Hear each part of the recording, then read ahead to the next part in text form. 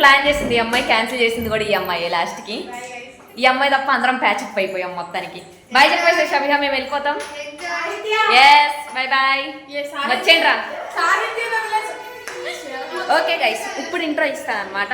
అందరికీ hi hi hi, good evening. First ఒక 10 to 15 డేస్లో అయితే అందరం వెళ్ళిపోతున్నాము హాస్టల్ వెకేట్ చేసి ఇంటికి. అందుకని చెప్పేసి మా హాస్టల్లో ఉన్న గర్ల్స్ అందరం అయితే అలా బయటకు వెళ్దాం బీసెంట్ రోడ్కి అను, ఇంకా కొన్ని ప్లేసెస్ జస్ట్ అలా వెళ్ళేసి వద్దాం అని చెప్పేసి అయితే బయలుదేరాము. చూస్తున్నారు కదా వెనక రచ్చ. నేను ఎంత గట్టి మాట్లాడుతున్నాను అంటే అంత గట్టి మాట్లాడుతున్నాను. అరే 4 కనుక్కున్నాం, 5 అయింది. సో మీకు అర్థమైపోయి ఉంటుంది కదా, ఈ రోజు అయితే మా గర్ల్స్ హాస్టల్ గ్యాంగ్ అంతా అయితే బయటకు వెళ్ళిపోతున్నాము. వీడియో అయితే ఎండ్ వరకు చూడండి, మేము ఎన్ని ప్లేసెస్ తిరిగాం, ఎలా ఎంజాయ్ చేసాం అనేది తెలుస్తుంది.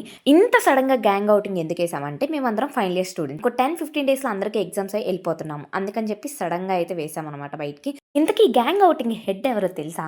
ఇందాక స్టార్టింగ్ లో షబిహా రాలేదు చూసారా, తనే మేము ఎవ్వరం రాము అన్నా సరే రంపించింది. లాస్ట్ కి ఎగ్జామ్ ఉంది పక్క రోజు అని చెప్పేసి డుమ్కా కొట్టింది. ఇంకా అందరం రెడీ అయ్యాం కాబట్టి తప్పదు కాబట్టి ఇంకా అలా బయటకు అయితే వచ్చేసాము.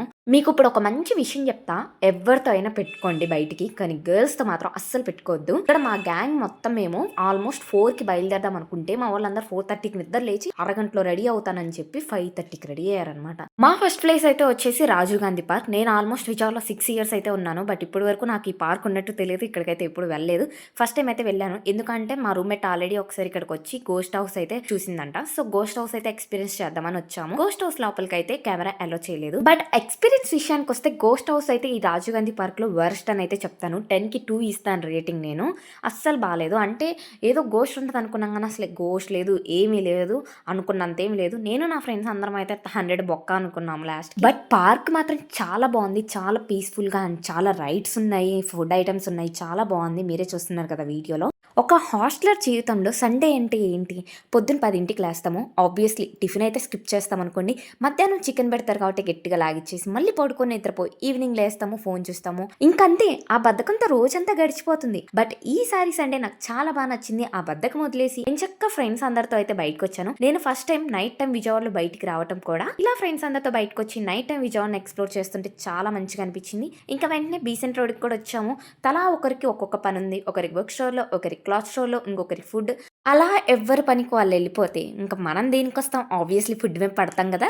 ఇంకా ఇక్కడికి రాగానే ఈ మామిడికాయలు నన్ను చూడు నన్ను తీసుకో అంటున్నాయి. ఇంకా ఒకటి కోయించేసి అలా ఉప్పు కారం చల్లించి తింటుంటే ఉంది.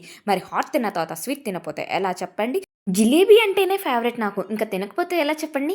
అది కూడా తినేసి ఇంకా అలా నైట్ టైం విజయవాడ అందాన్ని చూసుకుంటూ అయితే ఈట్ స్ట్రీట్కి వచ్చేసాము. విజయవాడలో ఉండి ఒక్కసారి కూడా ఈట్ స్ట్రీట్కి వెళ్ళకపోతే అస్సలు బాగోదు. నేనైతే 4th టైం అనమాట ఈట్ స్ట్రీట్కి రావటం. ఈట్ స్ట్రీట్ అంటే మీకేం గుర్తొస్తుంది? నాకైతే ఈట్ స్ట్రీట్ అనగానే గుర్తొచ్చేది బిర్యానీస్. అక్కడ బిర్యానీస్ అయితే సూపర్ ఉంటాయి. స్టాల్స్ అన్ని వరుసగా పెట్టుంటారు.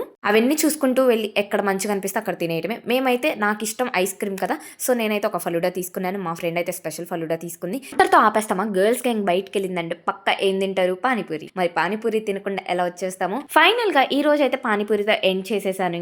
ఇంకా అలా నడుచుకుంటూ బస్ స్టాండ్ కి అయితే వెళ్ళిపోయి బస్ ఎక్కేసి రూమ్ కి అయితే వచ్చేసాము. మళ్ళీ ఇంకొక మంచి లాంగ్ వీడియోతో అయితే మీ ముందుకు వస్తాను. ఓకే మరి బై బై, సబ్స్క్రైబ్.